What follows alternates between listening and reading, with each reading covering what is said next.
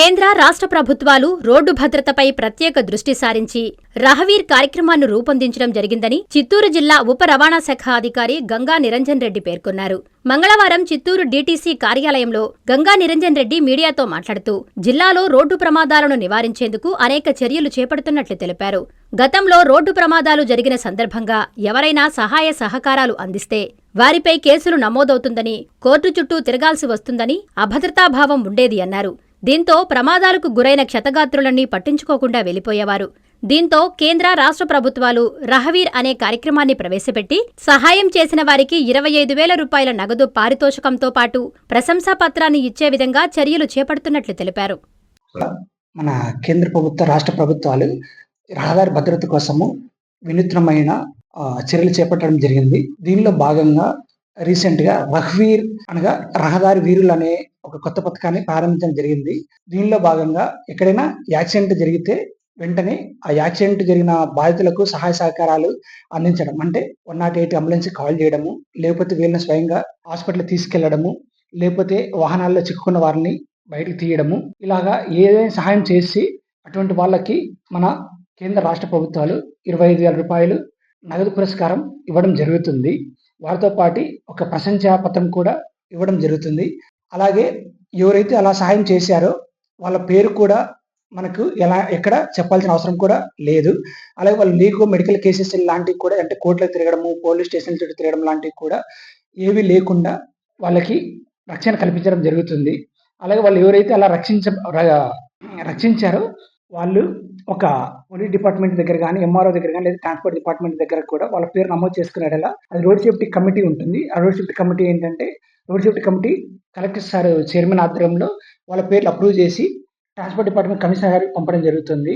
Commissioner గారు అవన్నీ పరిశీలించిన తర్వాత వాళ్ళ అకౌంట్లో 25,000 అమౌంట్ ఇవ్వడం జరుగుతుంది.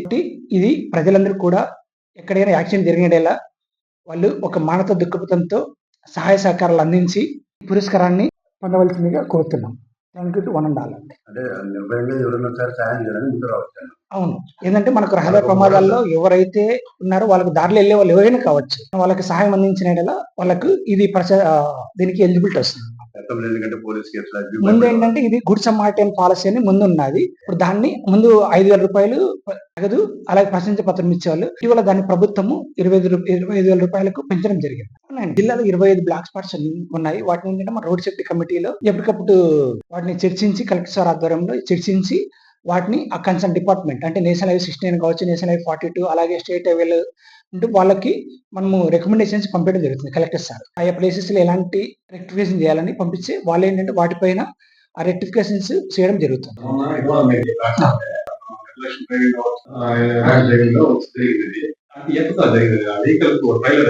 అక్కడ సమస్య ఏంటంటే మనకి డిఫరెంట్ జంక్షన్ రీసెంట్ కూడా మనం జాయింట్ సర్వే చేయడం జరిగింది. ఇరవరం జంక్షన్ నుంచి మనకి తమిళనాడు బార్డర్ వరకు ఓవరాల్ గా 6 బ్లాక్ స్పాట్స్ ఐడెంటిఫై జరిగింది. వాటిలో ఉన్న బ్లాక్ స్పాట్స్ యాదమర్ జంక్షన్ మీరు ఇక్కడ కూడా మన ఆర్టీ ఆఫీస్ ముందు చూసి అక్కడ కూడా ఏంటంటే ఫ్లైఓవర్ నుంచి వాహనాలు వేగంగా వస్తుంటాయి.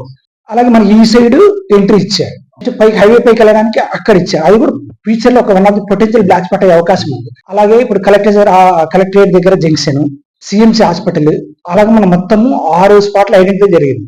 ఈ 6 స్పాట్లు ఏంటంటే మనము నేషనల్ హైవే 69 వాళ్ళకు లెటర్ కూడా పెట్టడం జరిగింది. ఈ పొటెన్షియల్ బ్లాక్ స్పాట్స్ ఈ 6 స్పాట్లలో మీరు వెంటనే ఒక రెక్టిఫై చేయాలని వాళ్ళకు లెటర్ కూడా పెట్టాం. దాంట్లో బాగా ఏంటంటే మనము ఎలిమినేషన్ చేయడము, క్రాస్ బ్యారియర్ పెట్టడము, అప్రోచ్ రోడ్లలో మనము స్పీడ్ బ్రేకర్స్ పెట్టడము, ఇవన్నీ కూడా వాళ్ళకి రికమెండేషన్ చేశాం. దానిలో భాగంగా వాళ్ళు ఏం చేశారంటే ఆ యాజమర్ జంక్షన్ లో ఒక లైట్ కూడా పెట్టారు. మీరు చూసి ఉంటారు, పెద్ద పిల్లర్ పెట్టి అక్కడ. తర్వాత ఏమైందంటే అది వాళ్ళు ఒక లారీ కొట్టేసి అది పడిపోయింది అనమాట. దానిపైన ఎఫ్ఐఆర్ కూడా ఫైల్ చేయడం జరిగింది. వాళ్ళు ఏమన్నారంటే ఎఫ్ఐఆర్ ఫైల్ చేయడం మళ్ళీ కొత్త కూడా దాన్ని మళ్ళీ రియాక్ట్ చేస్తామని కూడా చెప్పారు. లేదు, మనకు ఇదేంటంటే మనకు ఓవరాల్ గా మనము రోడ్డు యాక్సిడెంట్ తగ్గియాలి, అలాగే రోడ్డు యాక్సిడెంట్ లో చనిపోయే వారి సంఖ్య కూడా తగ్గియాలి అనేది మన ముందున్న లక్ష్యం.